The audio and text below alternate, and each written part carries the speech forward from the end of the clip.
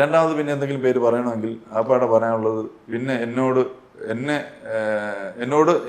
എന്നോടൊരു വൈരാഗ്യം പോലെ പെരുമാറിയിട്ടുള്ളത് ഈ റന ഫാത്തിമ എന്ന് പറഞ്ഞ സ്ത്രീയാണ്. കുട്ടിയെന്ന് വിളിക്കരുത്, കുട്ടിയെന്ന് വിളിച്ചതാണ് ദോഷം, അതുകൊണ്ട് സ്ത്രീ എന്നേ വിളിക്കുള്ളൂ. അവിടുത്തെ ഉമ്മുമ്മ എന്നാണ് അവർ വിചാരം. അതൊരു സൈഡിൽ കിടക്കട്ടെ. അവിടുത്തെ മൂത്തുമ്മ അവര് ആണ്. അപ്പൊ അവരെ കുറിച്ച് വരാതെ എനിക്കൊരു ഇരയല്ല. അവര് എന്നെ ഫേസ് ടു ഫേസ് സംസാരിക്കാൻ പോലും ഇല്ല, പിന്നെ ശബ്ദവും ഇല്ല. അവർ കിയോ കിയോ എന്ന് ജീവിട് കരയുന്ന പോലുള്ളൊരു സൗണ്ടും. അപ്പൊ അവരുടെ നിന്ന് സംസാരിക്കാൻ ജെൻസിയാണ്. ഞാനത് അവരുടെ തന്നെ വിളിച്ചിരുത്തി സംസാരിച്ചിട്ടുണ്ട്. ജെൻസി കുട്ടികൾ, ഞാനൊരു 14-15 വയസ്സുള്ള കുട്ടികളുടെ ഞാൻ എല്ലാവരോടും സംസാരിക്കുമ്പോൾ അവരുടെ കാഴ്ചപ്പാടുകളും ചിന്തകളും നമ്മളെ അമ്പരപ്പിക്കുന്നതാണെന്നേ. ഈ ജെൻസി എന്ന് പറയുന്നത് നമ്മൾ അങ്ങനെ അവരെ തടയാനൊന്നും പറ്റില്ല. അവർ ചെറുതാണ്. അവർ ചിലപ്പോൾ നമ്മളെ തന്ത വൈബെന്നോ മാങ്ങാതേങ്ങ എന്നൊക്കെ പറയും. അതിനകത്തൊന്നും കാര്യമില്ല. തന്ത ഉണ്ടെങ്കിലേ മക്കളുള്ളൂ, അതൊന്നും കാര്യമൊന്നുമില്ല. അപ്പോൾ അവരെ നമ്മൾ അക്സെപ്റ്റ് ചെയ്തുകൊണ്ട് അവരുടെ അടുത്ത് സംസാരിച്ചു കഴിഞ്ഞാലുണ്ടല്ലോ, അവരുടെ കാഴ്ചപ്പാട് ഭയങ്കരമാണെന്ന്. അവര് നമ്മൾ ചിന്തിക്കുന്നതിന്റെ എത്രയോ ഉയരം ചിന്തിക്കുന്ന ഇത്രയും പിള്ളേരുണ്ട്. ഈ 29-20 വയസ്സുണ്ടെന്ന് പറയുന്നത് അവരുടെ ആ പ്രായമൊന്നും വേണ്ട. 14, 15, 13 വയസ്സ് പോലും മേപ്പെട്ടുള്ള കുട്ടികളെല്ലാം നല്ല സംസാരിക്കുന്ന ഒരുപാട് പേരെ എനിക്കറിയാം. ഞാൻ സംസാരിച്ചിട്ടുണ്ട് പല ഫംഗ്ഷന് പോകുമ്പോഴൊക്കെ. അപ്പൊ അവരെ പ്രതിനിധീകരിച്ച് വന്നിട്ട് കിയോ എന്ന് പറഞ്ഞ് ആരുടെയെങ്കിലും സാരി തുമ്പിൽ പിടിച്ചോണ്ട് നടക്കുകയും അപ്പൊ പിന്നെ കിച്ചണിൽ ചെന്നിട്ട് ഉണ്ടാക്കുന്ന സാധനങ്ങൾ ആദ്യം കയ്യിലോട്ട് ഒഴിച്ചാന്നൊക്കെ ഇങ്ങനെ നടക്കുകയും ചെയ്യുന്ന ഈ പെൺകൊച്ചെന്തിനാണ് അവിടെ വന്നത് മറ്റുള്ളവർ പേര് കളയാനായിട്ട്? അവര് ശരിക്കും പറഞ്ഞാൽ എങ്ങനെ വന്നെന്ന് എനിക്കറിയില്ല. അല്ല, അങ്ങനെ ചോദിക്കുമ്പോൾ സോഷ്യൽ മീഡിയയിൽ ഏറ്റവും ആക്റ്റീവായിട്ട് നിൽക്കുന്ന അല്ലെങ്കിൽ എന്തെങ്കിലും വൈറൽ കണ്ടന്റ് കൊടുക്കുന്ന ആൾക്കാരെ സെലക്ട് ചെയ്തിട്ടാണ് ബിഗ് ബോസിലേക്ക് വരുന്നത്. അപ്പൊ എന്തിനു വന്നു എന്നുള്ള ചോദ്യം അല്ലെങ്കിൽ ആര് സെലക്ട് ചെയ്തു എന്നുള്ള ചോദ്യം അവിടെ വരുന്നില്ലല്ലോ. ആര് സെലക്ട് ചെയ്തെന്ന് എനിക്ക് ചോദിക്കാൻ പറ്റത്തില്ല. കാരണം സെലക്ട് ചെയ്തത് ബിഗ് ബോസ് അല്ലേ. അതുകൊണ്ട് എന്തിനു വന്നെന്ന് അവര് ചിന്തിക്കണം. ഞാൻ എന്തിനു ഇവിടെ വന്നു അവരല്ലേ ചിന്തിക്കേണ്ട. അവർ ചിന്തിക്കണം. അവർ വന്നിട്ടുണ്ടെങ്കിൽ അവർക്ക് എന്തെങ്കിലും ഒരു ആശയം മുന്നോട്ട് വെച്ചിട്ടുണ്ടോ. ആദ്യത്തെ ദിവസം ഞാൻ അവരെ കണ്ടപ്പോഴാണ് ഞാൻ അവരുടെ കുട്ടി ഏത് നഴ്സറി സ്കൂളിൽ പഠിക്കുന്നു എന്ന് ചോദിച്ചത്. സ്വാഭാവികമായും നമ്മളൊരു തമാശ ഫസ്റ്റ് ഡേ വന്നിട്ട് ഒരാളുടെ അടുത്ത് ചെന്ന് കാണുമ്പോൾ തന്നെ ഫൈറ്റ് ചെയ്യാൻ മാത്രം ഞാൻ അനീഷല്ല. അങ്ങനെ ഒരു മാനസികാവസ്ഥയിലൂടെ അല്ല ഞാൻ ജീവിച്ചിട്ടുള്ളത്. ഇനി അങ്ങനെ ഷോ ആണെന്ന് പറഞ്ഞ് അങ്ങനെ ചെയ്യുന്നതിന് ഒരു ലിമിറ്റൊക്കെ ഉണ്ട്. അപ്പോൾ നമ്മളൊരു കൗതുകം കൊണ്ട് നമ്മൾ ചോദിച്ചാണ്.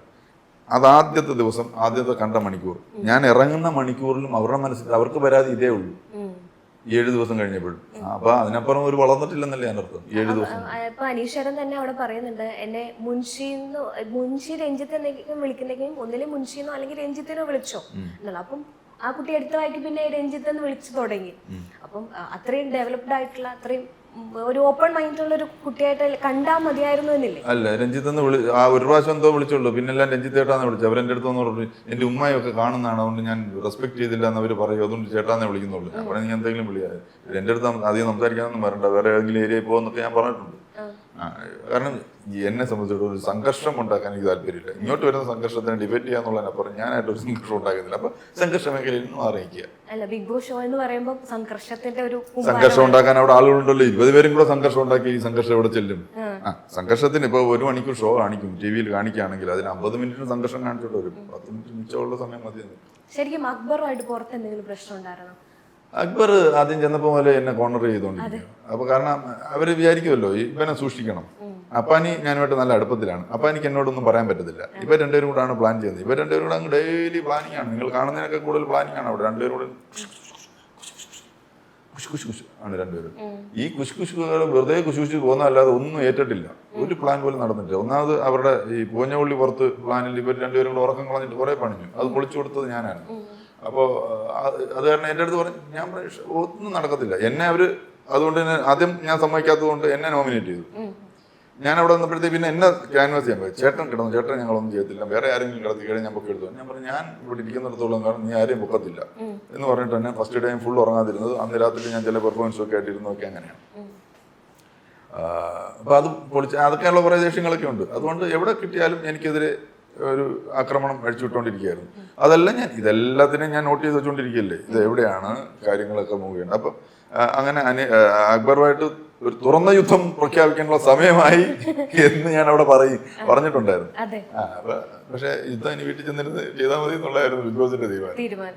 ഈ അക്ബറിനുമായി ബന്ധപ്പെട്ട് സംസാരിച്ച് തുടങ്ങുമ്പോൾ കുറെ കംപ്ലൈന്റ്സ് പുറത്ത് ചർച്ച ചെയ്യപ്പെടുന്നുണ്ട്. ഒന്ന്, രേണു സുധീനെ അങ്ങനെ ഒരു പേര് ഞാൻ പറയേണ്ടി വന്നു അവിടെ ഇരുന്ന മോർണിംഗ് ടാസ്കിൽ. ശരിക്കും അതിനകത്ത് ഓമന പേര് എന്നാ പറഞ്ഞത്. നമുക്കിപ്പോ നമ്മളെ കളിയാക്കിയിട്ട് എന്തെല്ലാം പേരുകൾ വിളിക്കുന്നു. ആ പേരിനൊക്കെ വിളിക്കാൻ പറ്റണ്ടേ? ഓമന പേരെന്ന് പറഞ്ഞാൽ വിളിക്കാനും കൂടെ പറ്റുന്ന പേരായിരിക്കണം, പരസ്യമായിട്ട് വിളിക്കാനും കൂടെ പറ്റുന്ന പേരായിരിക്കണം. അപ്പൊ പേര് പറഞ്ഞ് ഒരു പേര് കൊടുത്ത് അവരെ അതിലൂടെ തോൽപ്പിച്ച് കളയാം എന്ന് വിചാരിക്കുന്ന ഒരു മാനസികാവസ്ഥ അത് വെറും മോശമായി പോയി. പിന്നെ എനിക്ക് തോന്നിയത് രേണുസുധീനെ വിളിച്ചത് മോശമാണ്, അതിനോട് ഞാൻ യോജിക്കുന്നില്ല. എങ്കിൽ പോലും ഒരു മാപ്പെന്ന് പറഞ്ഞിട്ടൊരു സാധനമുണ്ട്, അതാണ് ഏറ്റവും വിശാലമായ മനസ്സ്. അത്രയും നാളും ആ കണ്ടനെ വലിച്ചു നീട്ടേണ്ട ആവശ്യം ഉണ്ടായിരുന്നോ രേണുസുധിക്ക്? ചേട്ടന്റെ കാഴ്ചപ്പാടിൽ എങ്ങനെയാണ്?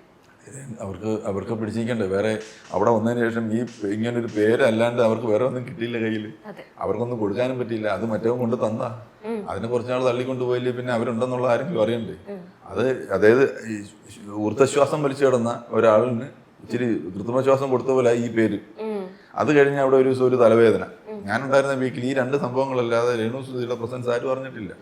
പിന്നെ അതുകൊണ്ട് അവരത് നീട്ടി, അത് പിന്നെ അത് ചർച്ചയാകുന്നു എന്നുള്ളത് ബിഗ് ബോസിന് മനസ്സിലായപ്പോൾ ആ ബിഗ് ബോസും അതിന് ഒരാഴ്ച അയാൾക്ക് സമയം കൊടുത്തു. പുറത്തു പോയി എന്താ അവരുടെ പുറകിന് പോയി ക്ഷമ വാങ്ങിച്ചെടുക്കും. അപ്പൊ അതിന്റെ ഒരു പ്ലേ ആ സൈഡിൽ കൂടെ ഇങ്ങനെ ഒരു കണ്ടന്റ് ക്രിയേറ്റ് ചെയ്യാൻ സാധിക്കാത്ത എന്തുകൊണ്ടായിരുന്നു? അവിടെയാണ് നമ്മള് ചിന്തിക്കേണ്ട ഒരു വിഷയം. അപ്പോഴാണ് ഞാൻ എന്തിനാണ് അവിടെ പോയത്. അല്ല, തീർച്ചയായിട്ടും നമ്മളെ ശരിക്കും ഞാൻ പറഞ്ഞല്ലേ, എല്ലാവരും ഈ കൃത്രിമമായിട്ട് ഉണ്ടാക്കുന്ന എന്തെങ്കിലും കണ്ടന്റ് പോലെ ഒരു എവിടെന്നെങ്കിലും ഒരു കണ്ടന്റ് ഉണ്ടാക്കാൻ ശ്രമിച്ച് അതിലേക്ക് ഒരു ആഴ്ന്നിറങ്ങി അതിനെ ഒരു വലിപ്പിച്ച് കാണിച്ച് അങ്ങനെ പോവുക എന്നുള്ളൊരു സംഭവത്തിലേക്ക് ആ ആദ്യത്തെ വീക്കിലൊക്കെ എത്തിപ്പെട്ടില്ല. ആദ്യത്തെ വീക്ക് നിങ്ങൾ ശ്രദ്ധിച്ചാൽ മനസ്സിലാകും, അനീഷ് എന്ന് പറയുന്ന ഒരാൾ ഉണ്ടാക്കുന്ന സംഭവങ്ങളും അതിനെ ചുറ്റിപ്പറ്റിയുള്ള കാര്യങ്ങളും അല്ലാതെ പുതിയതായിട്ടൊന്നും അവിടെ സംഭവിച്ചിട്ടില്ല. അവിടെ തന്നെ ഞാൻ ഈ അപ്പാനിയൊക്കെയാണ് അത് കയറ്റിപ്പിടിച്ച് വലുതാകുന്നത്. ഞാൻ അത് അവരുടെ അടുത്തൊക്കെ എപ്പോഴും പറയും, നിങ്ങൾ ആദ്യത്തെ ദിവസം കഴിഞ്ഞപ്പോൾ എനിക്ക് മനസ്സിലായ ഒരു കാര്യം, 2ാമത്തെ ദിവസം മുതൽ ഞാൻ ശരത്തിൻ്റെ അടുത്തൊക്കെ പറയും, നിങ്ങൾ അനീഷിനെ ചുറ്റും കിടന്ന് കറങ്ങുകയാണ്. ഇത് അനീഷ് ഇല്ലെങ്കിൽ ബിഗ് ബോസ് ഇല്ല എന്നുള്ളൊരു അവസ്ഥയിലേക്ക് കൊണ്ടെത്തിക്കുന്ന അവസ്ഥയിലാണ് നിങ്ങൾ പൊയ്ക്കൊണ്ടിരിക്കുന്നത്. അതുകൊണ്ട് നിങ്ങൾ മാറിയിട്ട് വേറെ എന്തെങ്കിലും സംഭവങ്ങളിലേക്ക് തിരിക്കുക, ശ്രദ്ധ ഇങ്ങോട്ട് കൊണ്ടുവരാനുള്ള വേറെ എന്തെങ്കിലും സംഭവങ്ങൾ ഉണ്ടാക്കുക. അങ്ങനെ പല പ്രാവശ്യം പറഞ്ഞതിന്റെ അടിസ്ഥാനത്തിൽ ഇവൻ എന്തെങ്കിലും സംസാരിച്ചുകൊണ്ട് വന്നു കഴിഞ്ഞാൽ അവിടെ നിന്ന് എല്ലാവരും കൂടെ മാറി അങ്ങോട്ട് പോവുക, അല്ലെങ്കിൽ അവിടെ വേറെ എന്തെങ്കിലും കൃത്യമായിട്ട് വേറെ എന്തെങ്കിലും പാട്ട് പാടുക, അല്ലെങ്കിൽ വേറെ എന്തെങ്കിലും തമ്മിൽ അങ്ങോട്ട് ഒരു വാഗ്വാദം ഉണ്ടാക്കുക, അങ്ങനെ കുറച്ചൊക്കെ മാറി. പക്ഷെ എങ്കിലും ഒരു കാര്യം തന്നെ ഒരു 10-20-30 പ്രാവശ്യമൊക്കെ പറഞ്ഞുകൊണ്ടിരിക്കുമ്പോഴത്തേക്ക് ഇവന്മാർക്കൊക്കെ ചൊറിയും. കാരണം ഇവനെ പ്രൊവോക്ക് ചെയ്യാന്നുള്ളതാണല്ലോ അവരുടെ ഉദ്ദേശം. വീണ്ടും ഇവിടെ ഇങ്ങോട്ട് വരും. അങ്ങനെ തന്നെ പലപ്പോഴും സംഭവിച്ചു. ഞങ്ങളെ കിച്ചണിൽ പിന്നെ നമ്മളെ സംബന്ധിച്ചിടത്തോളം ഏറ്റവും ആദ്യം കിച്ചണിൽ ഒന്ന് കയറുക. രാവിലെ നേരത്തെ എഴുന്നേക്കുന്ന ശീലമുണ്ട്, അത്യാവശ്യം ഇച്ചിരി കുറച്ച് നടക്കുക, അത് കഴിഞ്ഞിട്ട് കിച്ചണിൽ വന്ന് കയറുക. അപ്പോൾ അവിടുത്തെ കാര്യങ്ങളാണ് പ്രധാനം. അതിനിടയിൽ പോയി അവിടെ പോയി ഒരു കുത്തിത്തിരിപ്പുണ്ടാക്കി ഒരു പ്രശ്നം ഉണ്ടാക്കി കളയാം എന്നുള്ളതിനുള്ള സമയം വളരെ കുറവാണ്. അത് ഫ്രീ ടൈം കുറവാണ് ഞങ്ങളെ സംബന്ധിച്ചിടത്തോളം. നൈറ്റ് കിടന്നുറങ്ങുന്ന സമയം, ആ സമയത്ത് കിടന്നുറങ്ങണം. അപ്പൊ അതുകൊണ്ട് അങ്ങനെ ഒരു കണ്ടന്റ് ഉണ്ടാക്കാനുള്ള പിന്നെ ഞാൻ ചിന്തിക്കുമ്പോൾ കോണ്ടന്റ് ഉണ്ടാക്കാനുള്ള മെറ്റീരിയൽ അവിടെ ഉണ്ടായിരുന്നു പലതും. മറ്റുള്ളവർ ശ്രദ്ധിക്കാതെ വിട്ട് ചില സാധനങ്ങൾ നമുക്ക് ഉണ്ടാക്കാമായിരുന്നു. അവിടത്തേക്കൊക്കെ എത്താൻ നമ്മളിപ്പോൾ ഞാൻ മനസ്സിലാക്കിയത് ഒരു സ്റ്റാർട്ടിംഗ് ബ്ലോക്ക് ആണ്. നമ്മളൊരു പിന്നെ ഒരു മത്സരത്തിന് പോകുമ്പോൾ ഒരു സ്റ്റാർട്ടിംഗ് ബ്ലോക്കിൽ ഇപ്പോൾ വിസിലടിക്കാൻ തുടങ്ങും. ആ ബ്ലോക്കിലാണ് നമ്മൾ നിന്നത്. അവിടെ വെച്ച് നമ്മൾ മറ്റേ ഫൗളായി ഔട്ടായതുപോലെ. വേണ്ടിയിരുന്നില്ല എന്ന് തീരുമാനിക്കുന്നത് ബിഗ് ബോസ് ആണ്. കാരണം അവരെ സംബന്ധിച്ചിടത്തോളം ഇപ്പൊ രഞ്ജിത്ത്, ഞാൻ പറഞ്ഞല്ലോ, രഞ്ജിത്ത് അല്ലെങ്കിൽ മറ്റൊരാളോ അല്ല, ഷോ ആണ് പ്രധാനം. ഷോ ചർച്ച ചെയ്യപ്പെടുക, ഷോ നന്നായിട്ട് കൊണ്ടുപോകുക. 25 കാറുകൾ, 30 സ്കൂട്ടറുകൾ, 30 ഗോൾഡ് കോയിൻസ്, 60 ഇന്റർനാഷണൽ ട്രിപ്സ്, ദിവസേന 1 ലക്ഷം രൂപ, 25 കോടി രൂപയുടെ ഡിസ്കൗണ്ടുകളും സമ്മാനങ്ങളുമായി മൈജി ഓണം മാസോണം. MyG future, experience the next.